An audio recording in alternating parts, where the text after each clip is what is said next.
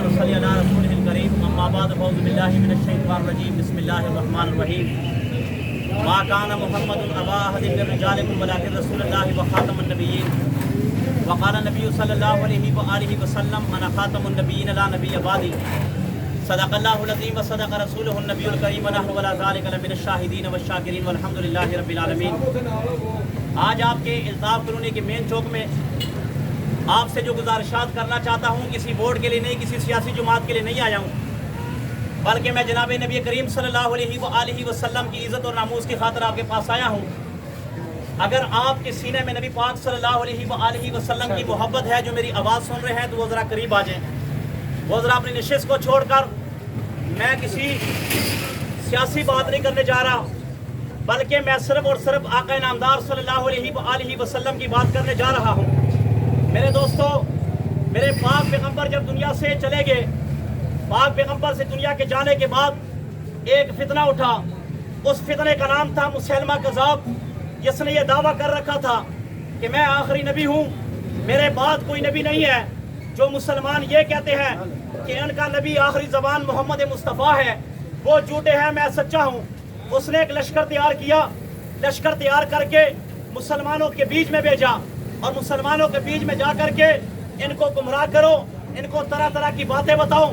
مگر وہ مسلمان کہاں گمراہ ہونے والے کہ جو انہوں نے نبی سے درس لیا، نبی سے وہ پڑھے تھے، نبی کو انہوں نے دیدار کیا ہوا تھا، وہ گمراہ ہونے والے نہیں تھے۔ میرے پاک پیغمبر کا وہ صحابی خلیفہ اول حضرت صدیق اکبر رضی اللہ عنہ نے اعلان کر کے یہ بتلایا کہ میرے نبی کریم صلی اللہ علیہ وآلہ وسلم کے عزت کے خلاف کوئی بات اٹھے گی، ہم اس کو کلا کما کر دیں گے، اس ہاتھ کو کاٹ کے رکھ دیں گے، اس سینے کو چلنی کر دیں گے کہ جو میرے نبی کریم صلی اللہ علیہ وآلہ وسلم کے عزت و ناموس کے خلاف بولے۔ پھر چشم فلک نے وہ نظارہ دیکھا، آپ حدیث اٹھا کر دیکھے، حدیث میں آتا ہے کہ مسلمہ کذاب کے خلاف صدیق اکبر نے ایک لشکر تیار کیا۔ لشکر تیار کرنے کے بعد بد مقابل 80,000 کا لشکر تھا۔ ادھر صدیق اکبر مسلمانوں کا لشکر قیادت کرتے ہوئے جب وہاں پر جا پہنچے، لڑتے لڑتے واصل جہنم 36,000 ہوئے، ادھر سے 1200 ہوئے۔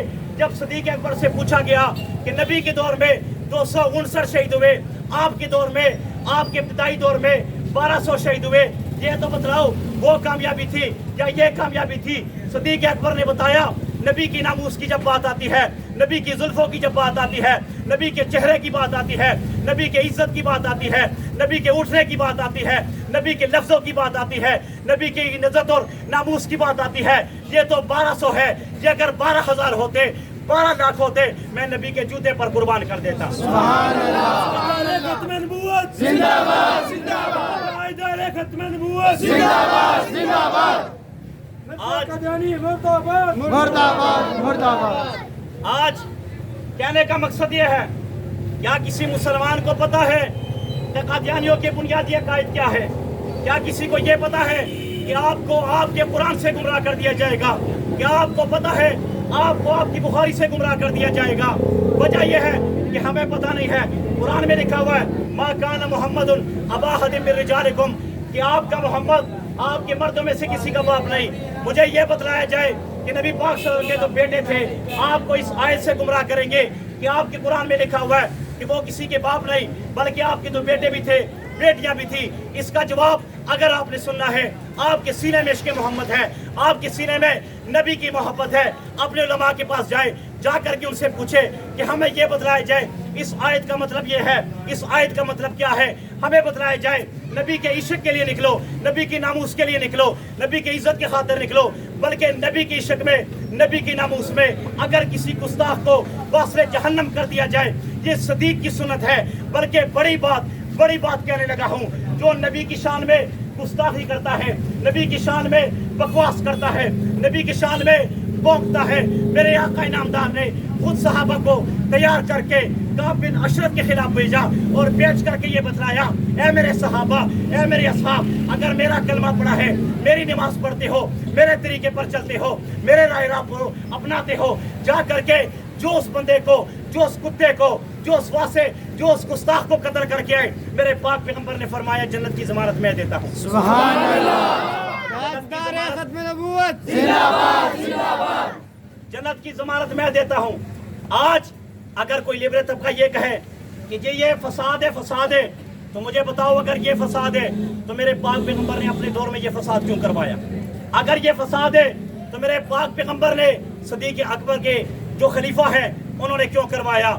अगर ये फसाद है फारूक आजम ने क्यों करवाया? अगर ये फसाद है अली मुर्तज़ा ने क्यों करवाया? और अगर ये फसाद है तो हुसैन करबला के मैदान में क्यों आए? अगर ये फसाद है, ये फसाद नहीं है, ये इश्क है, ये मोहब्बत है, ये ईमान है, ये नमाज है, ये कुरान है, ये ज़कात है, ये नबी करीम सल्लल्लाहु अलैहि वसल्लम की इज्जत है। सुभान अल्लाह। मेरे दोस्तों, हर दौर में हथकड़ियाँ फांसी आती है ज़रूर, मगर हर दौर में इस चीज़ को भी उठाना चाहिए। हर दौर में इसको उठाना चाहिए। मेरे पाक पैगंबर ने फरमाया अल जिहादु माज़िन इला यौमिल क़ियामा, इस तलवार को हाथ में रखना है, मेरे नबी ने फरमाया। और अगर तलवार को उठाना शर पसंदी है, और अगर तलवार को उठाना अमन के खिलाफ होता तो मेरे नबी करीम सल्लल्लाहु अलैहि वसल्लम कभी बदर में ना जाते, कभी उहद में ना जाते, कभी खंदक में ना जाते, कभी हुनैन में ना जाते, और ना सहाबा इकराम को हुक्म देते। मेरे दोस्तों, आपका एक नौजवान लीडर साद हुसैन रिजवी, क्या वो भी क्या उसकी माँ नहीं है? क्या उसके भाई नहीं है? क्या उसका कारोबार नहीं है? क्या उसका दिल दुनिया में नहीं लगता? क्या उसके लिए दुनिया अजीज नहीं है? क्या पंखे के रहना उसके लिए अच्छा नहीं है? क्या सुख की जिंदगी, सुख की फिजा, खुली फिजा में रहना क्या उसके लिए अमन पसंद और अजीज नहीं है? मगर नहीं, उसने एक ही बात की कि हमने निकलना है नबी करीम सल्लल्लाहु अलैहि वसल्लम की शान के लिए निकला है।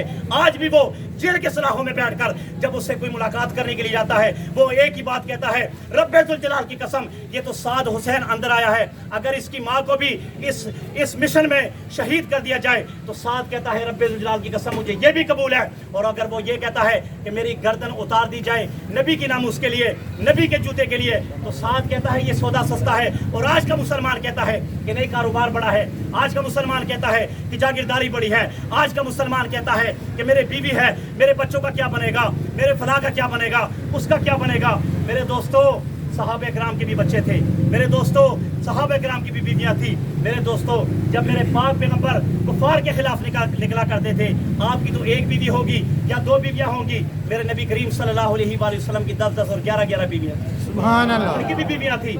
मगर क्या नबी की नामूस के लिए निकलना है इंशाल्लाह। इंशाल्लाह नबी की नामूस के लिए निकलोगे इंशाल्लाह। इंशाल्लाह। भाई ने बच्चा पकड़ा हुआ है, इससे पूछो औलाद की कदर क्या होती है, इससे पूछो औलाद की कदर क्या होती है। औलाद जिगर का टुकड़ा हुआ करता है। अगर बच्चे को भूख लगी हो और बाप को भी भूख लगी हो, रब्बे जुल जलाल की कसम, बाप अपने मुंह का निवाला निकाल कर बच्चे के मुंह में दे देता है।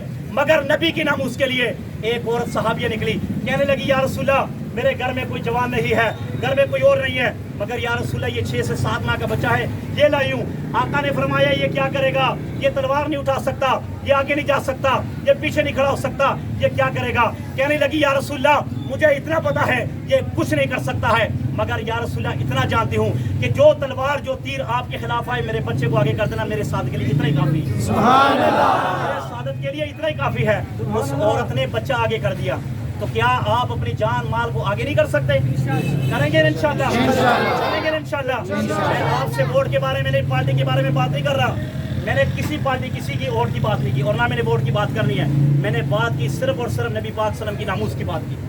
समझ आई मेरी बात?